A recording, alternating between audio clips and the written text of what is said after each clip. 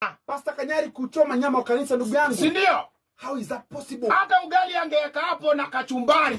Do you support whatever Kanyari did? Of course, my friend. Bro. My friend, kuna watu wakonja huku mtaani, wacha nikuambie. Nisikize, kanisa ni mahali patakatifu pa Mungu.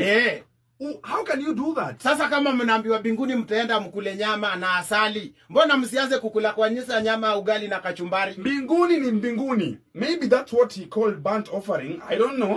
But at the end of the day, I don't support whatever Kanyari did. Nyama. Bro. Kwani umesikia waumini umesikia waumini hawezi choma nyama kwao mpaka Kanyari achome nyama kwa kanisa? Lakini ni pesa wamechanga. Wewe hadi pesa umechanga. Our pastors squeeze, they are looking just to trend. Tonu usikue hivyo. Let's distinguish social media from kanisa. Please. Ni nyama. Pastor Nganga, we saw the video trending ya juzi. Yes. The video ya juzi. Okay? Huyu ni mwingine, pastor mwingine wa 310.